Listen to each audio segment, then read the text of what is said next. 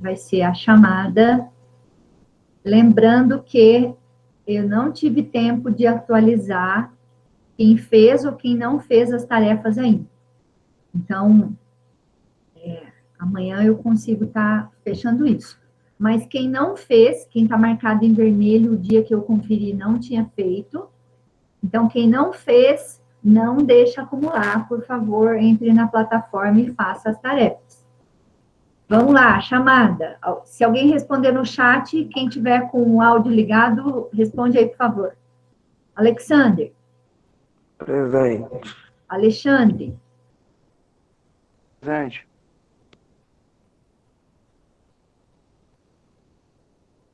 Olha aí no chat, por favor. Alexandre. Presente. Ana, e o Alexander também? Eu tô aqui. Ana Paula.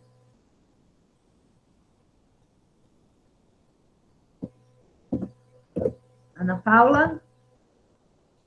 Andressa. Não, Dé. Andressa. Também não. Mara.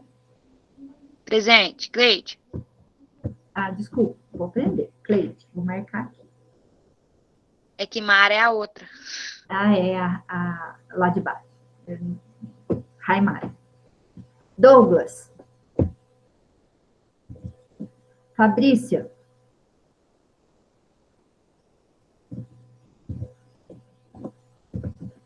Gustavo. Elias está presente. Jean Pedro. Presente. Jean Rodrigues. Presente. Jefferson Henrique.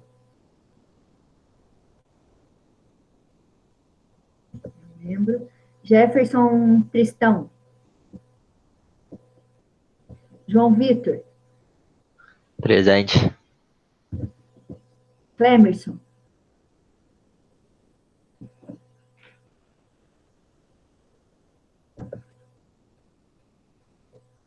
Laís. Eu. Leonardo Oliveira.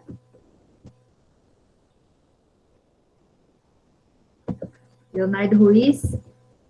Presente. Letícia. Presente. Luca. Aqui. Luiz Felipe. Eu. Marcelo. Também não, Dé. Mariana. Presente. Milena. Presente. Não? Presente.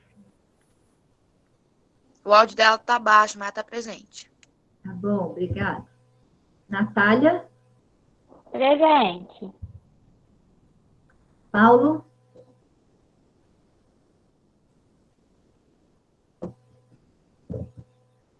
Mara. Presente. Rian.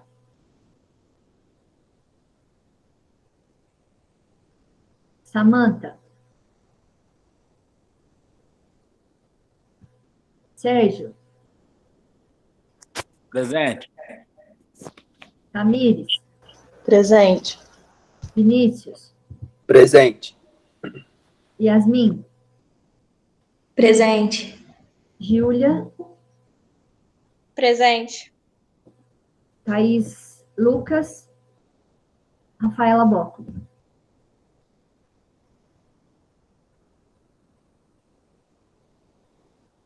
Olá, Marcelo.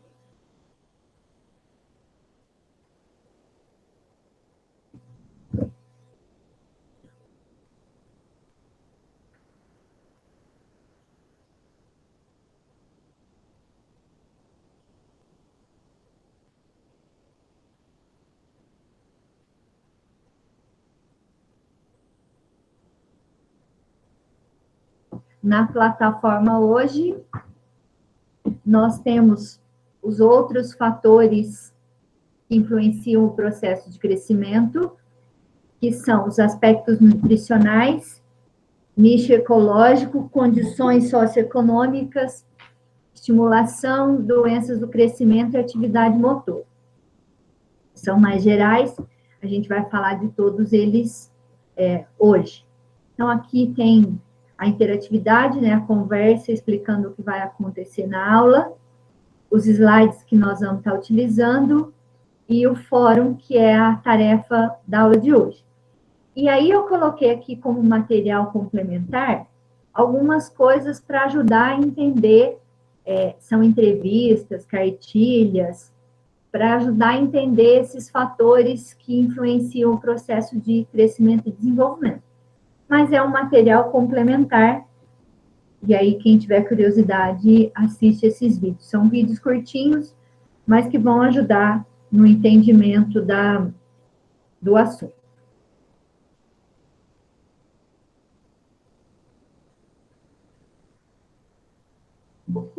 Opa, quem que tá? Boa noite, Rian.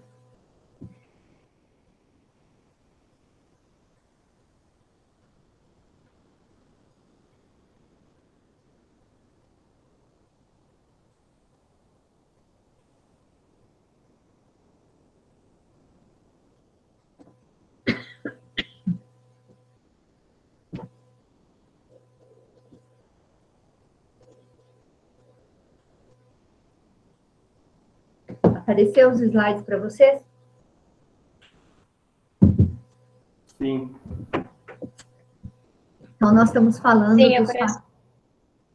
falando dos fatores que influenciam o processo de crescimento e desenvolvimento.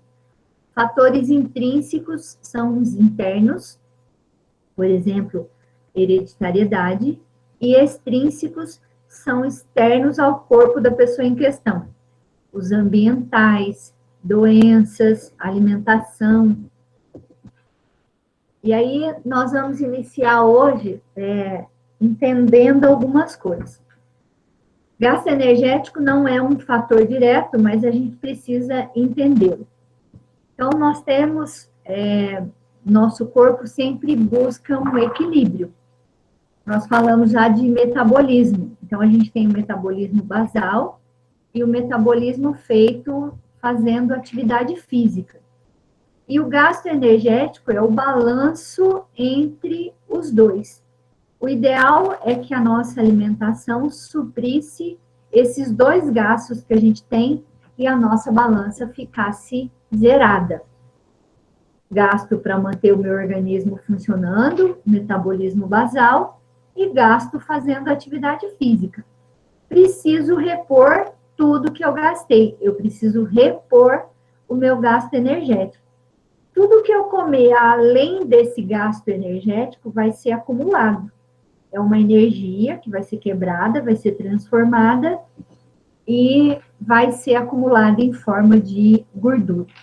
Então, o gasto energético é a soma desses dois metabolismos. E aí, de acordo com a idade, o metabolismo tende a ir diminuindo e o que eu gasto na atividade física vai depender da intensidade da atividade física que eu estou fazendo. Se eu estou assistindo televisão, eu gasto energia para assistir televisão.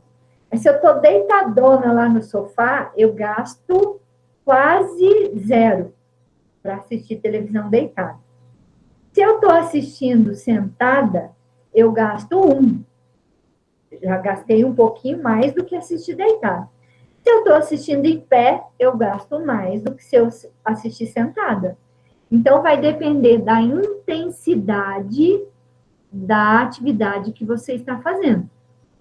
E aí, no que a gente fala aqui, atividade, é tudo que a pessoa faz no período que ela está acordada. O trabalho, as refeições, as atividades físicas, e no período que diminui a vigilância, no período do sono, a gente gasta energia também, mas muito pouco. Então, isso constitui o nosso metabolismo da atividade. Mulheres necessitam, de maneira geral, né, sem pensar nas faixas etárias, de 2.000 a 2.100 calorias, somando esses dois metabolismos. mas pensando num dia a dia normal. Não estou pensando em fazer atividade física de jeito nenhum. Só o dia normal de uma pessoa que foi para o trabalho e voltou. Homens gastam de 2.700 a 3.000 calorias. Olha a diferença de mais ou menos 700 calorias aqui, olha. 700 a 900 calorias, somente porque na mulher atua o estrogênio, e o bendito faz a gente acumular gordura, e no homem atua testosterona, que faz ter um aumento de massa. Massa muscular tem um metabolismo mais alto do que o de gordura. Então, a gente já apresenta essa característica, essa diferença no metabolismo em todas as fases da vida. E a intensidade e a duração da atividade física vai determinar o nosso gasto. E existem livros de anatomia, na internet tem um monte de coisa, livros de bioquímica, de fisiologia, de nutrição, as tabelas para a gente medir. Se você faz caminhada moderada durante tanto tempo, é uma medição indireta, mas que nos permite acompanhar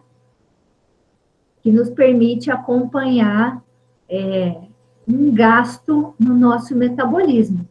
E tem também as tabelas de metabolismo, tem um cálculo lá que a gente faz para saber exatamente qual é o valor do nosso metabolismo aí de acordo com o gênero, o sexo e a faixa etária. Mas não vem o caso aqui a gente fazer essa conta. Basta só entender o processo. O próximo item é condição socioeconômica. A foto não ficou muito nítida, porque eu ampliei muito ela, mas do lado direito aqui a gente está vendo um condomínio com área de lazer, com play, aqui tudo certo, e do ladinho, dividido pelo muro, a favela, com as ruelas, tem nem espaço aqui entre as ruelas. Condição socioeconômica é um assunto muito difícil da gente estar discutindo, principalmente no que tange a classificar as pessoas em uma classe social. Mas a ideia é essa, é você classificar o indivíduo perante a sociedade em função do trabalho que exerce e do quanto recebe por ele, ou da sua renda familiar. Se não exerce o trabalho, você vai avaliar a renda da pessoa para fazer a classificação, né, usando aqui a tabela, e aí a gente tem os critérios das organizações de vigilância para estar acompanhando isso. Para indicar as condições socioeconômicas, além de usar o trabalho e o salário, a gente avalia outros indicadores. O nome já está dizendo, ó, é só uma referência, um indicador das condições socioeconômicas. E aí, quando você vai responder um questionário socioeconômico, eles perguntam desde a nossa bisavó até o amigo do seu vizinho. Pergunta tudo a respeito de todo mundo. Para quê? Para tentar calcular esses indicadores aí da classe socioeconômica ou da condição socioeconômica da pessoa. E aí, são costumeiras as perguntas sobre as refeições, no sentido de quantas refeições, o que se come em cada uma das refeições, horas de sono, horas de exercício, organização geral do dia, organização geral da família, organização geral quem é o responsável pela família. E um fator determinante é o tamanho da família, porque baseado na renda, nesse valor que vai ser usado para o cálculo, vamos pensar que a família é pai, mãe e um filho. E o pai ganha lá, sei lá, só para ficar fácil a conta.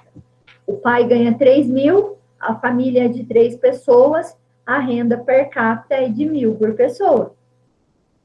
O mesmo pai ganha lá 3.000, só que a renda agora é de 6 pessoas. Ou seja, a renda per capita baixou para R$500.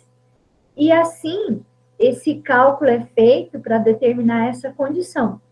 Ainda, a ocupação dos pais, a educação no sentido de escolaridade, e as condições de habitação. A alimentação e condições de habitação ajudam a formar os indicadores. A renda e o tamanho da família, o cálculo dessa condição. Então, por isso que os questionários dão uma volta danada e acaba perguntando de todos esses elementos. Se tem máquina de lavar, se não tem, quantas geladeiras tem, quantos banheiros tem por pessoa, e assim vai questionando lá para tentar entender a organização da família. O tamanho da família é determinante. E ainda a organização dessa família. Eu usei fotos que estavam disponíveis na internet, mas acabou que ficou aqui uma foto antiga. Olha o tamanho dessa família aqui. 10 filhos. Não existe mais isso hoje, né? Então, isso aqui é uma foto antiga e dificilmente você vai ver uma família hoje com 10 filhos. O que mais se encontra hoje são as monofamílias. Monofamília é aquele casal que tem apenas um filho. E ainda as famílias que vão colocando na casa, na moradia, os agregados. Quando a gente fala família, a gente pensa pai, mãe e filhos. Agregados são os outros que moram junto. O marido da filha mora junto, o avô veio morar junto, o tio veio morar junto. Então, tem agregados que vão compondo essa moradia, que vão compondo as pessoas que vivem nessa mesma casa. O tipo mais comum de família hoje é essa, com agregados. Pai e mãe separou, aí montou-se a família com os agregados, o novo marido da mãe ou a nova esposa do pai, e aí vai montando os agregados e formando essas famílias. É o mais comum da gente encontrar hoje. E aí, esses diferentes níveis socioeconômicos influenciam o processo de crescimento e desenvolvimento da criança. Influencia como? Se há uma família gigante, o pai ganha pouco, e o pai é, vamos falar assim, a pessoa que sustenta a casa, ganha pouco, tudo vai ser dividido entre as pessoas que moram nessa casa, ou seja, vai acabar que no final essa qualidade aqui vai diminuir. Se eu vou dividir o alimento para 1 ou para 10, vai fazer a diferença aqui no final. Então, os diferentes níveis socioeconômicos vão influenciar a criança. Influencia como? As necessidades diárias não vão sendo cumpridas, não vão sendo finalizadas, e a criança começa a ter problemas. Que problema? Vai ficando com baixo peso, não vai crescendo, vai ficando diferente das outras, por conta dessas condições. Então, existem várias pesquisas, vocês podem acessar aí na internet e estar olhando, que as crianças de classes superiores são maiores, no sentido de altura, são mais altas que as crianças das classes inferiores. E aí tem uma série de motivos que explica por que essa criança ficou mais alta do que a outra.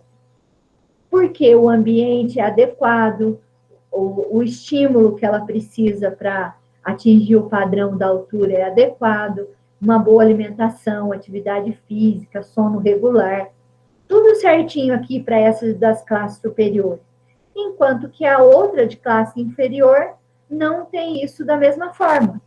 Então, existe uma diferença de altura entre as crianças de acordo com as classes econômicas.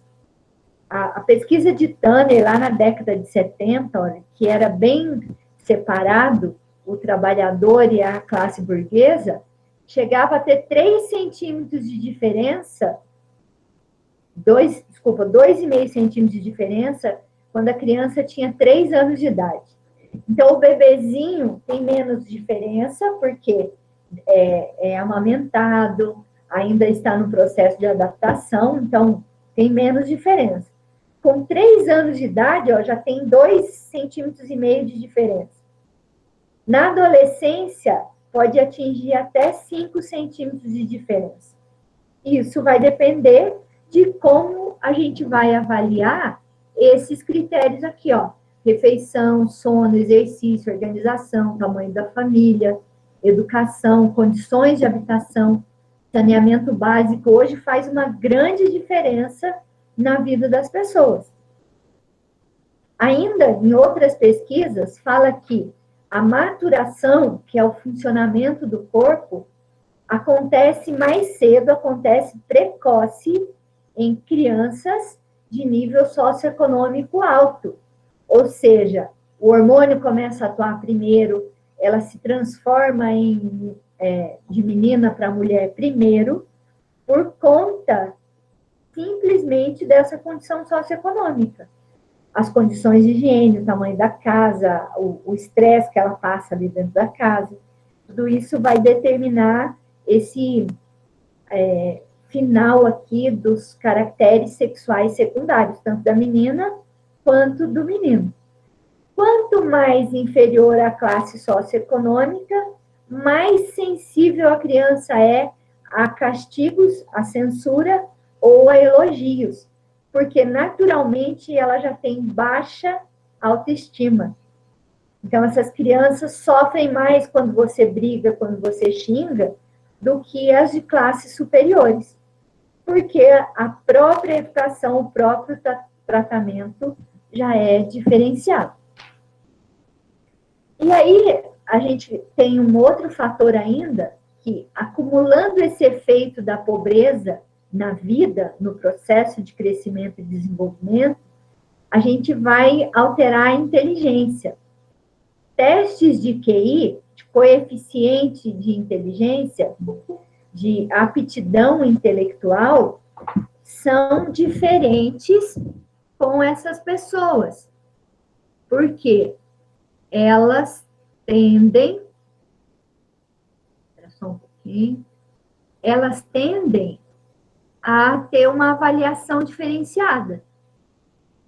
Teste de QI é feito por uma equipe de especialistas, com psicólogo, com psiquiatra, com orientador educacional, para avaliar qual é esse coeficiente intelectual. E eles vão indicar, entre aspas, como é a inteligência dessa criança. Vários testes de QI indicaram que as crianças das classes pobres tinham QI menor do que das outras crianças. E se ela vai vivendo nessa condição de pobreza por muito tempo, a tendência é piorar sempre por conta dessa condição. E aí a gente tem alguns fatores que influenciam. Foram feitos vários testes, foram feitas várias pesquisas. Permanecendo nessas condições de pobreza, o acúmulo, o déficit cumulativo, ó, déficit é a falta que está acumulando, vai cada vez piorando mais essa condição de pobreza. Então, é como se eu acumulasse uma condição de pobreza. E essa condição de pobreza altera o coeficiente intelectual, altera o desempenho intelectual, até pelo próprio ambiente, até pelo estímulo que a criança recebe. Não que sejam todas assim, claro que existem exceções, mas a criança vivendo nessa condição vai conviver nesse meio, vai conviver com essas pessoas e vai ser influenciada por essas pessoas. Porque a gente já viu que o que influencia no comportamento é uma parte genética, que foi herdado, e uma parte do ambiente, ou seja, o local onde ela está vivendo. E é esse local que está influenciando o comportamento dessa pessoa. Então, a tendência é que esse déficit cumulativo vá aumentando. Se depois de um tempo resolver essa condição, melhorou a condição, não mora mais aqui na favela, mora numa casa com saneamento básico, com a vida mais organizada, esse déficit vai diminuir. Porque você está resolvendo a condição de pobreza. Você está modificando o ambiente onde essa pessoa está inserida. Então, crianças pobres têm menos habilidades cognitivas ou um desenvolvimento mais lento que crianças não pobres. Só que isso vai depender dos estímulos que ela recebe.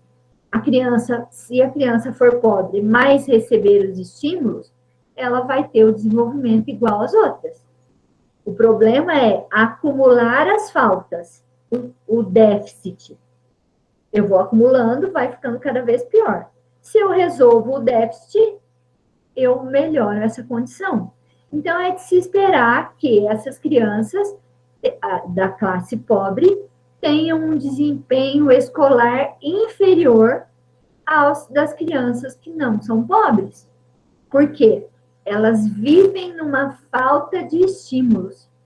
Então, na verdade, não é ser pobre a questão, é ser sem estímulos. E o pior, né? Estímulos adequados. Então, essa criança não vai apresentar uma mesma habilidade básica, linguística, conceitual que as outras crianças. Mas, se você fizer uma avaliação de acordo com o ambiente, o que é básico para esta criança, o que é a linguística para esta criança, o conceito para ela, ela vai mostrar um desempenho alto, mas na condição dela. Então, vários testes, inclusive o de Piaget, são para medir esse desempenho. E aí, eles não mostram diferença entre as crianças de até 2 anos, porque são bebezinhos. Até 2 anos, o ambiente influencia pouco. O que influencia mais aqui? A hereditariedade, a criança que ainda está sendo amamentada, então ela tem um diferencial. Mas o aspecto do desenvolvimento motor, o do movimento, mostra uma diferença. Porque normalmente as famílias são grandes, essa criança tem uma experiência grande de movimento, e aí o movimento dela é melhor do que as crianças de classe superior, que fica no colo o tempo todo, que fica no carrinho, que fica não sei o quê. Então, tem um lado bom, que o desenvolvimento motor é mais estimulado, mas o resto do desempenho existe a diferença. A partir dos 3 anos de idade, começa a aparecer uma diferença significativa, porque o ambiente passa a determinar suas características. E aí, o que a gente precisa fazer? Criar condições para essa criança ser estimulada. E aí você consegue organizar o ambiente, você melhora a alimentação, você diminui aqueles déficits e vai melhorar essa condição da criança. Um outro aspecto que a gente precisa pensar é o social e o emocional. E aí a baixa autoestima é um problema seríssimo e já causa uma série de problemas, desde o bullying até o isolamento. Porque se eu acho que eu sou pior do que as outras pessoas, eu não posso estar junto com as outras pessoas, eu não posso fazer o que elas fazem. Então, elas tendem a acreditar que o controle está na mão do outro. Eu vou esperar ser mandada, eu vou obedecer, não vou ter opinião própria. Então, tem uma série de situações em que eu vou esperar alguém fazer por mim e não vou adquirir as habilidades necessárias aqui na infância, em relação a controlar as emoções. E aí, muitos de vocês talvez vocês já tenham tido tempo, né, de se conhecer, mas entre vocês mesmos, vocês já podem, não precisa falar em voz alta, tá? Mas quem é o mais tímido da sala? Quem é o mais quieto? Quem conversa menos? E, ao mesmo tempo, o contrário, né? Quem é o mais extrovertido? Quem fala mais? Quem se expõe mais?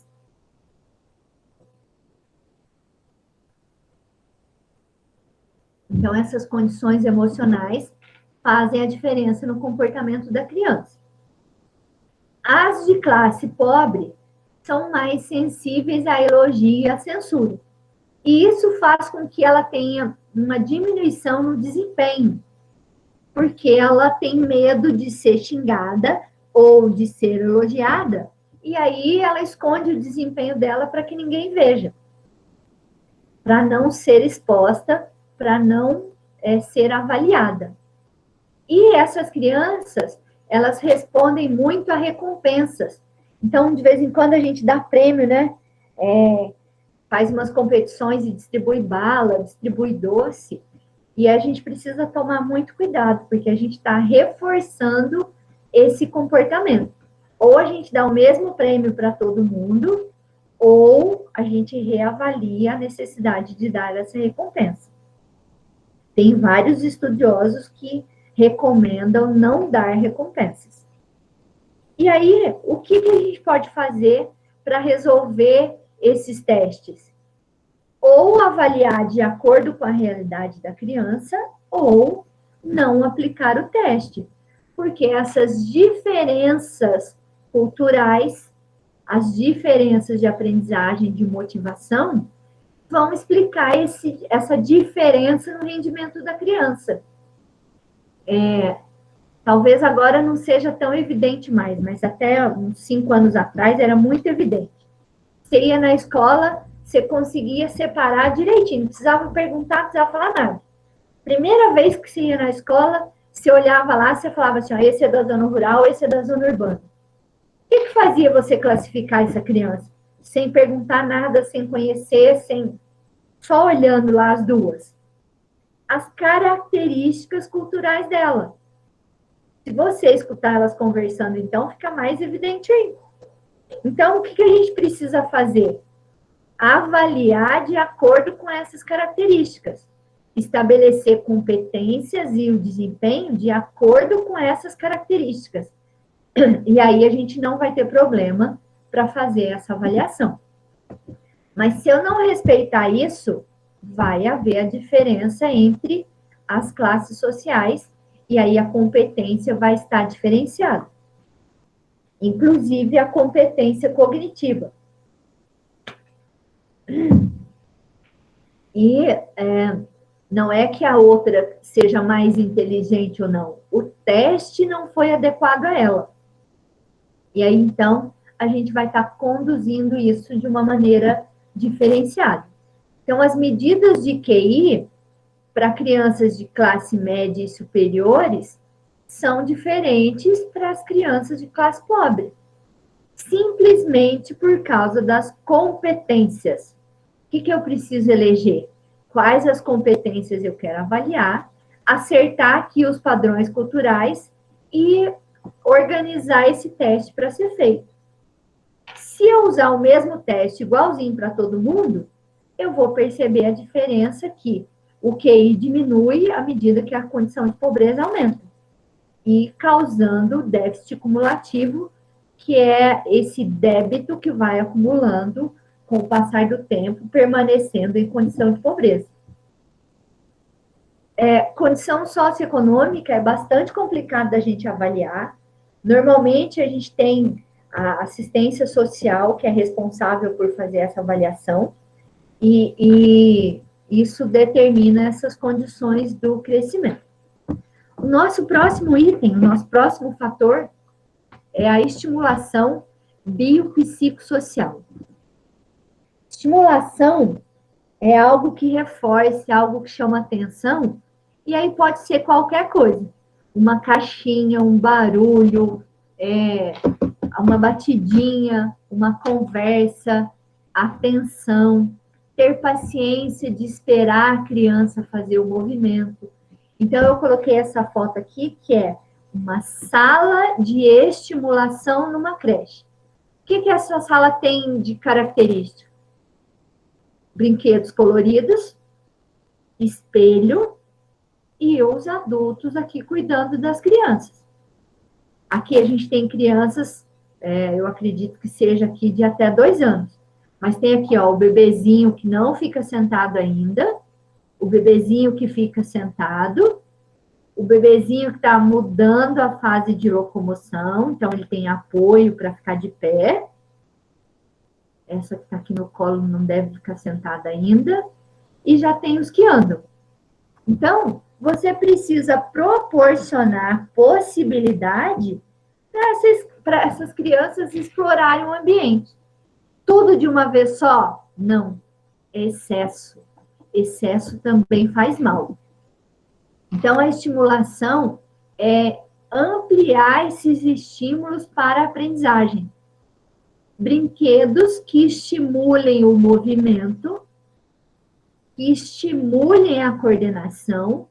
Primeiro, a coordenação motora grossa, usando grandes grupamentos musculares, explorando o corpo. E depois, coordenação motora fina, explorando principalmente os encaixes. E aí, a gente tem vários exemplos que podem ser citados de como estimular. Então, aqui é uma sala, ó, que foi projetada, então tem o tatame, que fica um chão confortável, né, que não machuca. O rolo, que você pode passar dentro ou você pode passar por cima. O balanço, a escada, o saco de pancada, bolas, escadas e uma série de outros elementos aqui que você pode organizar para o estímulo. Infelizmente, essa brincadeira aqui não fica barata.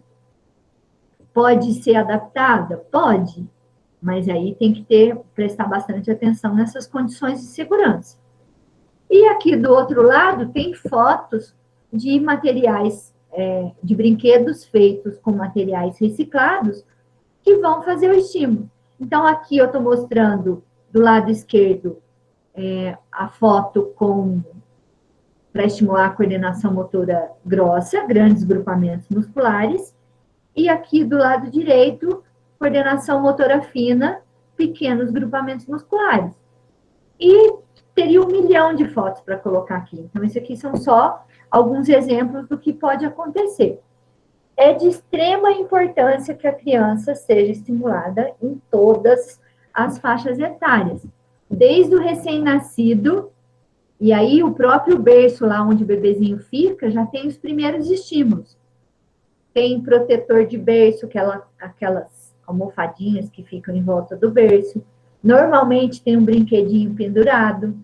Tem um chocalho que faz um barulhinho. Normalmente tem uma musiquinha lá, gostosinha, que você liga. Óbvio que se é um bebê recém-nascido, eu não posso ligar um trio elétrico do lado dele. Tem que ser de acordo com as faixas etárias. Estimular que a criança amplie o movimento que ela está mostrando. E não que ela mude para a fase seguinte. Aprendeu a andar, tem que andar o melhor possível e não correr. Então, começou a andar, eu vou explorar o andar de todas as formas possíveis, para que essa criança ande na melhor qualidade possível. Quando ela andar excelente, ela vai correr naturalmente, que é a próxima fase. Então, não é estimular para mudar para a próxima fase. É estimular para alcançar o melhor potencial dela nesta fase, para depois ela mudar para a próxima. E aí, aqui vem o problema social, que é a carência afetiva, que pode causar distúrbios psicológicos, distúrbios no comportamento, e esse distúrbio no comportamento pode causar um retardo no processo de crescimento, ou seja, diminui a velocidade de crescimento.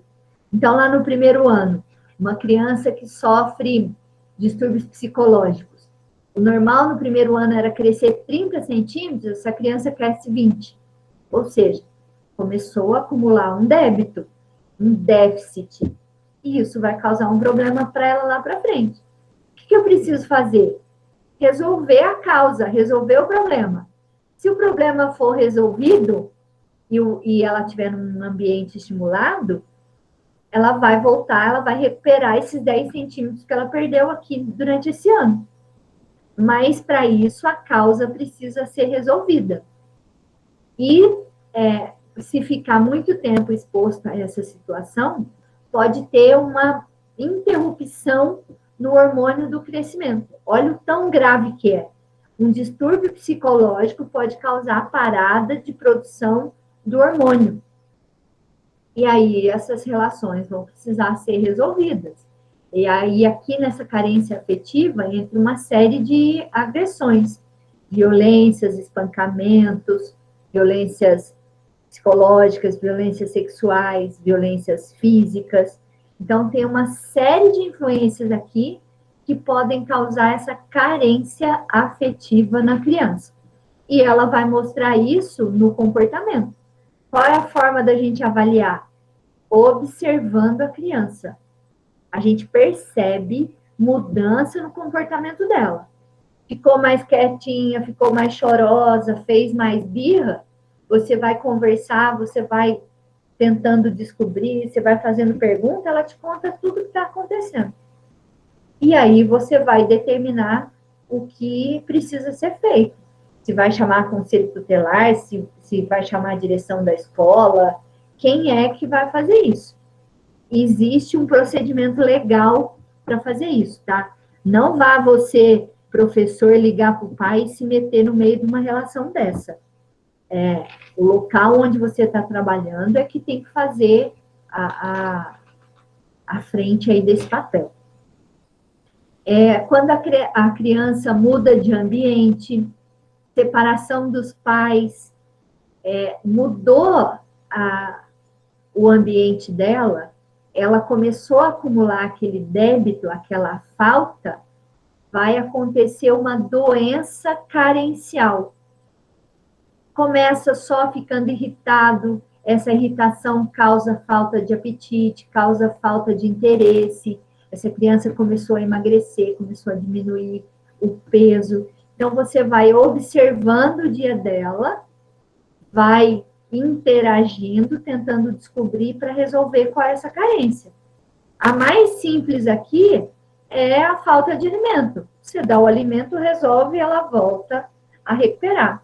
A afetiva é um grande problema, porque às vezes o que falta para a criança é afeto, atenção, contato físico agradável, porque às vezes ela é só socada, largada sozinha lá no berço, dá a comida na mão dela, ela que se vire, e ela tem a falta carencial. Então, isso causa doença, e essa doença precisa ser tratada. Então, é bastante importante que se cuide antes que esse quadro fique crônico. O agudo é mais fácil de resolver, porque é por um período, por um tempo. E aí é mais fácil de resolver. Se esse quadro ficar crônico, vai demorar mais para resolver esse processo. Em alguns casos, pode ser que nem tenha solução. Doenças. E aí aqui é o distúrbio mesmo. Mau funcionamento de uma parte do corpo ou de um órgão. Isso vai causar um desequilíbrio, e esse desequilíbrio vai causar uma alteração no processo de crescimento e desenvolvimento. Por exemplo, uma criança que nasce com asma ou com bronquite pode ficar mais baixa que o esperado para a idade dela. Por quê? O organismo vai ter que desviar do processo de crescimento e desenvolvimento a energia necessária para tentar curar a doença. E aí, ela vai ficar mais baixa do que as outras crianças. Se essa doença foi aguda, só por um período de tempo, foi no médico, descobriu o remédio, começou a tomar o remédio, acertou a alimentação, parou de comer lá o que causava alergia, sei lá o quê, ficou só um período doente, sarou, talvez fique tomando remédio aí por um tempo, mas vai recuperar esse ritmo do processo de crescimento. Se não sarar, se a doença ficar crônica, isso pode ser um problema para o resto da vida, porque essa criança pode não crescer mais. Não crescendo mais, ela vai sofrer todas as perturbações psicológicas em relação à diferença lá com as outras crianças. E aí, então, a gente precisa cuidar disso para que essas doenças não se tornem crônicas. Mas as crônicas, não tem jeito, não vão sarar, e a gente vai ter que viver com elas. Viva bem com a doença que você tem. Como? Se adaptando. O que você pode fazer para adaptar da melhor maneira possível. E aí é conhecer o dia a dia e fazer a organização necessária. E o milagre da nossa vida, o objeto de estudo da educação física, que é o movimento. É o último fator, para mim, o mais gostoso da gente estar estudando, e um determinante na nossa condição. Atividade física ou exercício físico. Vocês vão ver que tem definições diferentes para cada um deles. A atividade ligada ao movimento e seus relacionamentos funcionais com o meio ambiente. Então, o nosso meio ambiente causa na nossa vida movimento. Tudo que você vai fazer, você usa movimento. Se você pisca é movimento, se você fala é movimento. Para expressar o seu pensamento, você tem que se movimentar. E essas expressões faz com que a gente interaja no nosso ambiente. E aí, o seu ambiente vai causar uma condição na sua atividade física. Você é sedentário ou não? Você tem um dia cheio de estímulos ou não? Depende do seu ambiente. E detalhe, lembrando que as outras pessoas que estão junto comigo no ambiente são meu ambiente. Tudo que está fora do meu corpo é meu ambiente. Se eu tenho outras pessoas que fazem atividade física, que têm uma vida saudável, uma alimentação legal, eu tenho exemplos, eu estou vendo aquilo, vou modificando o meu comportamento, vai modificando a minha vida. Mas o contrário também é ruim. Se eu tenho lá um obeso que só fica comendo as gordices e fica deitado lá no sofá o tempo todo, eu também estou recebendo essa influência. Então, o nosso ambiente, a nossa interação, que vai formar esse nosso comportamento. Quanto antes a gente começar a estimular a criança, para que ela tenha hábitos saudáveis em relação ao movimento, mais fácil vai ser ela levar esse comportamento para a vida toda. A falta de atividade física pode ocasionar uma alteração no nosso sistema neuroendócrino. É como se o nosso corpo, entre aspas, ficasse meio enferrujado e parasse de funcionar adequadamente. O que lubrifica e faz nosso corpo funcionar adequadamente? Atividade física. Então, para que o nosso organismo funcione bem, a gente precisa fazer bastante atividades. E elas têm 3 níveis: as leves, as moderadas e as intensas. E aí a gente precisa alternar isso durante o nosso dia, mas nós precisamos delas.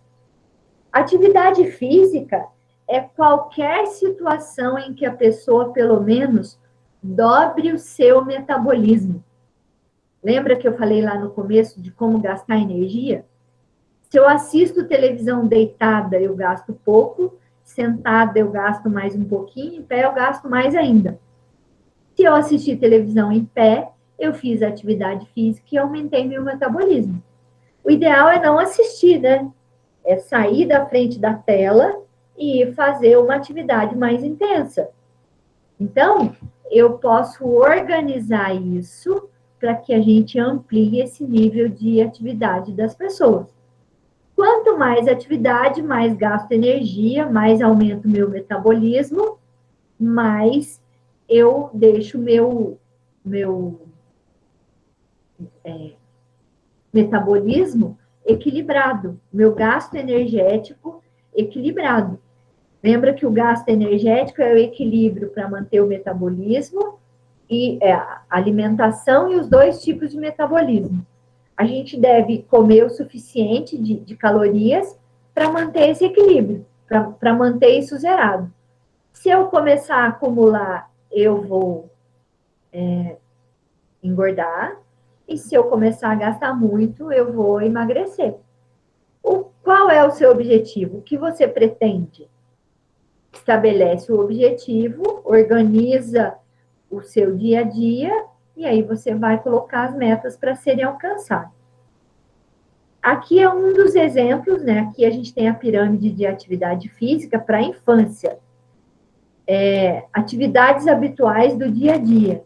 Brincar, se locomover, explorar o ambiente, a gente vai fazer todos os dias.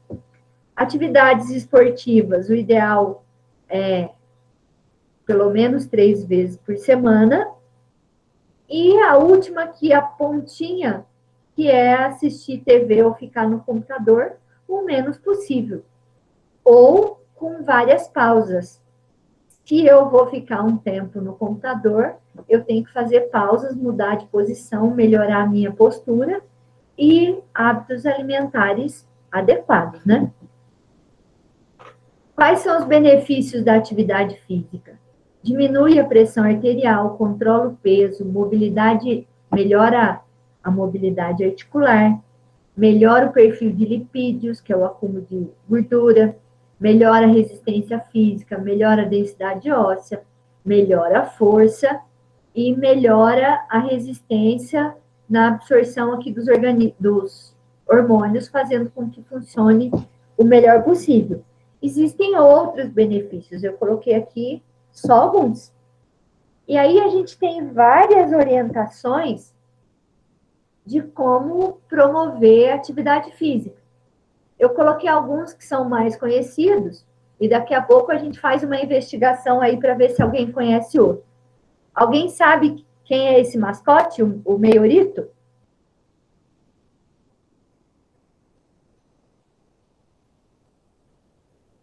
Ninguém?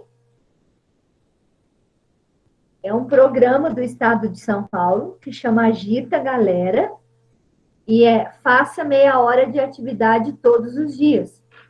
E o mascote é o relógio indicando a meia hora de atividade e que tipo de atividade você pode fazer. E esse programa, ele começou com Agita São Paulo, Agita Galera, Agita Escola, Agita o Bairro, Agita a Vizinhança. Ele foi agregando aí vários níveis para que a comunidade em geral aumentasse o nível de atividade física. Qual que é a indicação? 30 minutos de atividade física faz a diferença e pode salvar a sua vida. E você deve acumular essa atividade física durante o seu dia. Eu moro num prédio, não consigo fazer atividade física. Mas você pode não usar o elevador e subir alguns andares de escada. Ou seja, você já está fazendo atividade física. Você vai parar seu carro no estacionamento, em vez de parar na vaga mais perto, você pode parar numa mediana, numa mais longe, você vai fazer uma caminhada. Então, tem várias orientações do que você pode fazer no seu dia a dia para aumentar essa atividade física. E aí o programa sugere que não use o controle remoto.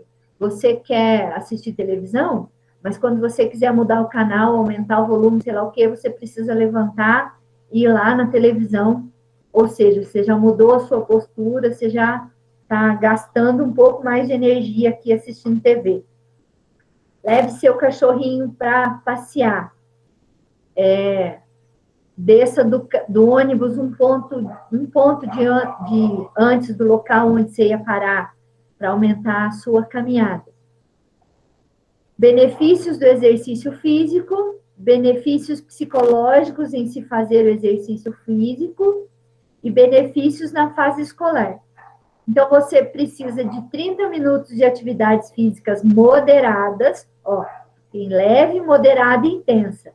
30 minutos de atividades moderadas.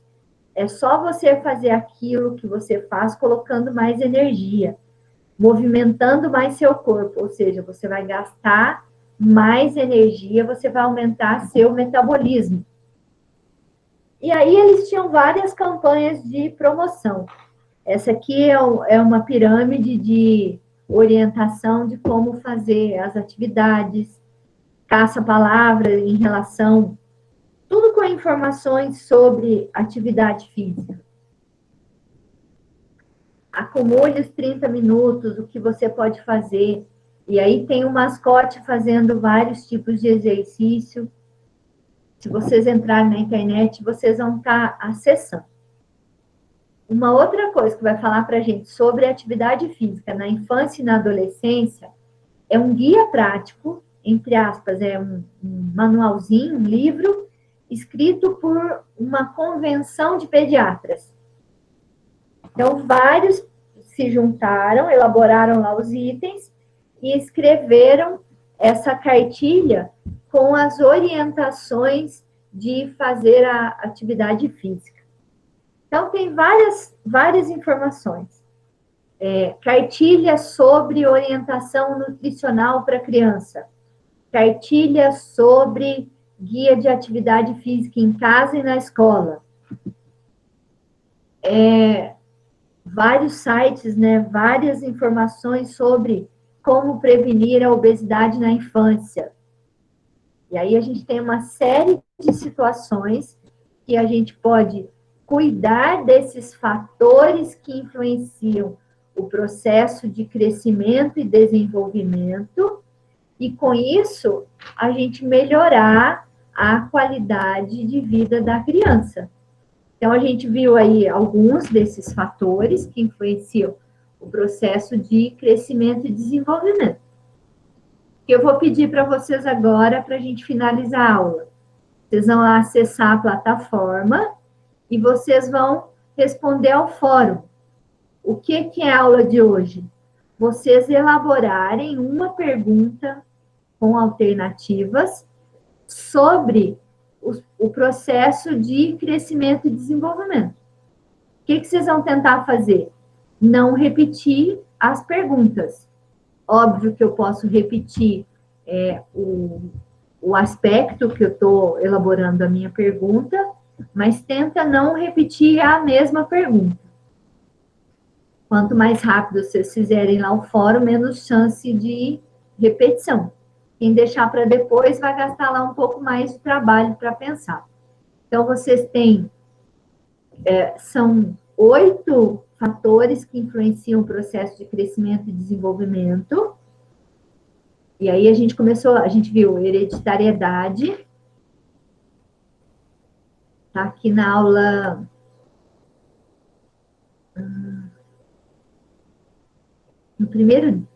na aula do dia 25, que a gente dividiu lá os grupos para fazer o trabalho, tem os temas, ó. Então, são 8 os aspectos, e aí vocês podem usar eles como base para iniciar a elaboração das perguntas de vocês. Alguma dúvida? Então, nesse fórum, para elaborar uma pergunta sobre todos os temas já estudados até agora ou da aula de hoje? Vai escolher um. Eu vou fazer uma pergunta sobre hereditariedade. Elabora a sua pergunta com alternativas e coloca lá na tarefa. De todos que a gente viu até agora, você escolhe um e elabora uma pergunta.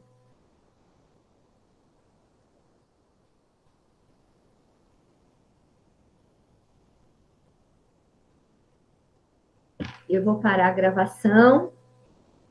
Peço para vocês aproveitarem